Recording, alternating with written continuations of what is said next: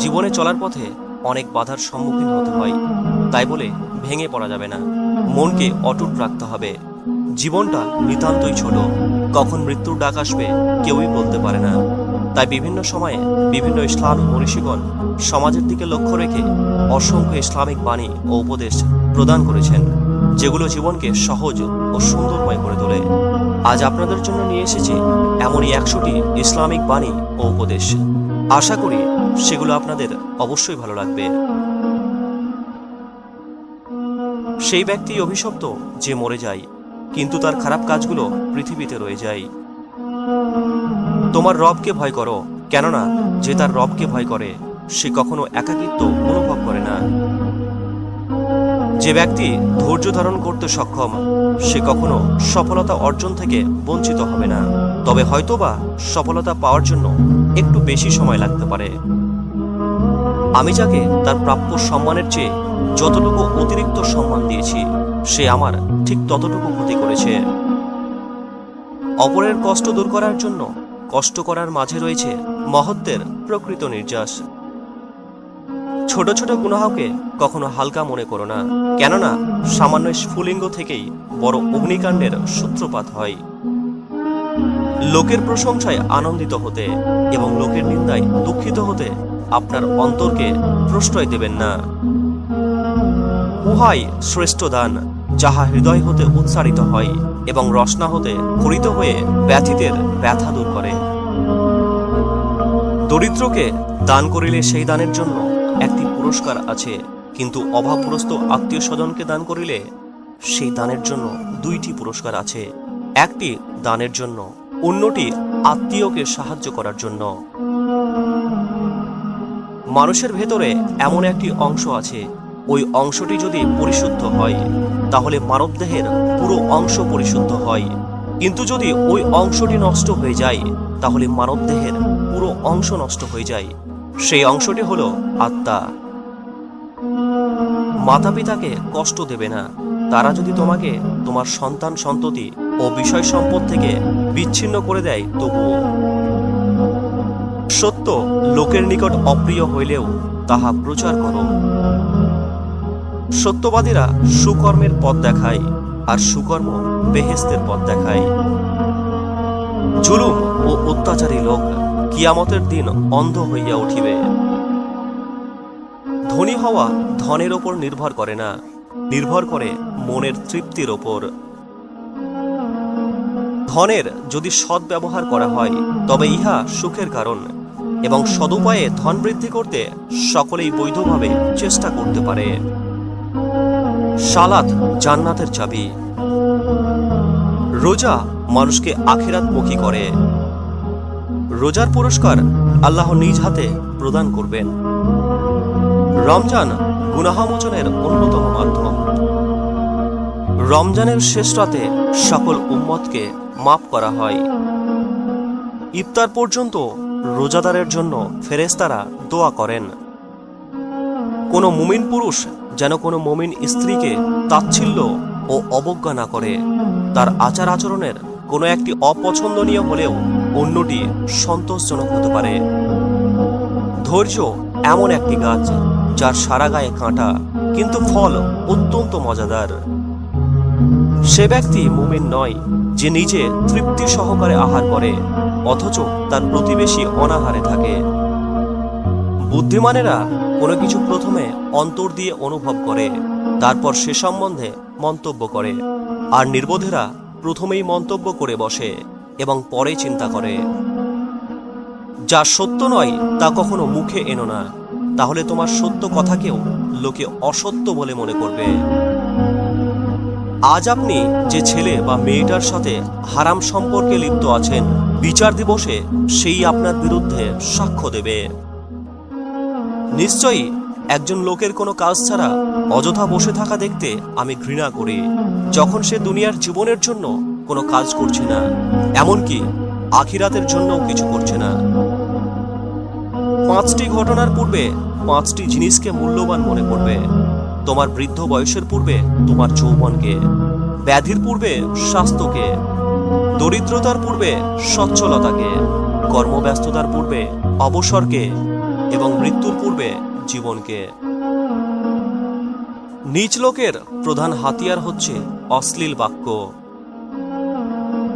তোমার শক্তিমত্তা যখন তোমাকে অন্যায় অবিচারের দিকে আহ্বান করে, তখন আল্লাহর শক্তিমত্তার কথা স্মরণ করো। অসৎ লোকের ধন দৌলত পৃথিবীতে সৃষ্ট জীবের বিপদ আপদের কারণ হয়ে দাঁড়ায়। আমি আল্লাহকে সবচেয়ে বেশি ভয় পাই, তারপর সেই মানুষকে ভয় পাই যে আল্লাহকে মোটেই ভয় পায় না।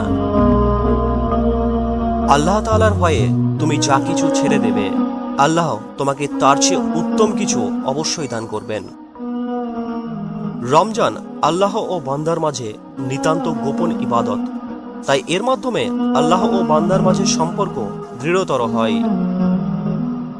দারিদ্র্যের আক্রমণ থেকে নিজেকে রক্ষা করো, কেননা ইহার অভিশাপ মানুষকে কাফেরে পরিণত করে। তোমরা তোমাদের কথা গোপনে বলো অথবা প্রকাশ্যে বলো, তিনি তো অন্তরের বিষয়াদি সম্পর্কে সম্যক অবগত। ঈমান না এনে তোমরা জান্নাতে প্রবেশ করতে পারবে না।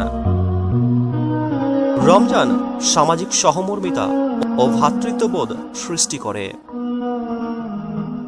রোজা কিয়ামতের দিন মুমিন ব্যক্তির জন্য সুপারিশকারী হবে। রোজাদারের জন্য প্রতিদিন জান্নাতকে সজ্জিত করা হয়। যে ব্যক্তি মানুষকে দয়া করে না, আল্লাহ তাআলা তাহার উপর রহমত বর্ষণ করে না। কৃপণ ব্যক্তি খোদা হইতে দূরে, লোকসমাজে ঘৃণিত ও দোজখের নিকটবর্তী। তোমরা মদ্যপান থেকে বিরত থাকো, কেননা এটি যাবতীয় অপকর্মের চাবি। মানুষ যখন গর্ব করে সুন্দরভাবে কথা বলার মাধ্যমে, তুমি তখন গর্ব করো নীরবতা সহকারে অন্যের কথা সুন্দরভাবে শোনার মাধ্যমে। কেউ আপনার থেকে দূরে চলে যাওয়াতে অধিক চিন্তিত হবেন না, কারণ তা আল্লাহরই পরিকল্পনা ছিল। যে স্থানে থাকা আল্লাহ নিষিদ্ধ করেছেন সেখানে আপনার উপস্থিতি, এবং যেখানে থাকতে আল্লাহ আদেশ করেছেন সেখানে আপনার অনুপস্থিতির ব্যাপারে সাবধান হন। কার্পণ্য ত্যাগ করো, নতুবা তোমার আপনজনরা তোমার জন্য লজ্জিত হবে এবং অপরে তোমাকে ঘৃণা করবে। নিশ্চয়ই যে ব্যক্তি একাই একটি শহর দখল করে ফেলে, তার চেয়েও শক্তিশালী সেই ব্যক্তি যে নিজের কামনাকে জয় করে। আপনি যেদিন উপলব্ধি করবেন ইসলামের জন্য কি বিশাল পরিমাণ কাজ করা প্রয়োজন, অথচ হাতে কতটা কম সময় রয়েছে, সেদিন বুঝতে পারবেন ছুটির দিন কাটানোর মতো কোনো সময় নেই। এখনকার তরুণদের সমস্যা হলো, তারা যখনই নতুন কিছু শেখে তখনই মনে করে তারা সব জেনে ফেলেছে। দুটি নিয়ামত আছে যে দুটোতে অধিকাংশ মানুষ ক্ষতিগ্রস্ত হচ্ছে: সুস্থতা আর অবসর। আপনার পাপগুলো আল্লাহর দয়া থেকে বড় নয়। বুদ্ধিমান ও সত্যবাদী ব্যক্তি ছাড়া আর কারো সঙ্গ কামনা করো না। যখন তুমি দেখবে নামাজের মধ্যে তোমার অন্তর উপস্থিত থাকছে না, তখন বুঝে নেবে এটা ঈমানের দুর্বলতার কারণ। কঠোর পরিশ্রম করো নিজের ঈমানকে মজবুত করার জন্য। মাঝে মাঝে দুঃখের দ্বারা আমরা এমনভাবে দগ্ধ হই যে আমরা ভুলে যাই এমন অনেক বিষয় যা আমাদের সুখী করতে পারে। কিছু সময় নিয়ে সেগুলো সম্পর্কে চিন্তা করুন। সর্বশক্তিমান কখনোই ওই ব্যক্তির ভুল প্রকাশ করবেন না যে মানুষের সম্পর্কে খারাপ কথা বলা থেকে বিরত থাকে। তাই অন্যের পাপ প্রকাশ করা বন্ধ করুন। আপনি যদি চান আল্লাহ আপনার সবগুলো পছন্দনীয় কাজ গ্রহণ করুন, তাহলে আপনি আল্লাহর পছন্দনীয় কাজগুলোই করতে থাকুন। স্বাস্থ্যের চাইতে বড় সম্পদ এবং অল্পে তুষ্টির চাইতে বড় সুখ আর কিছু নেই।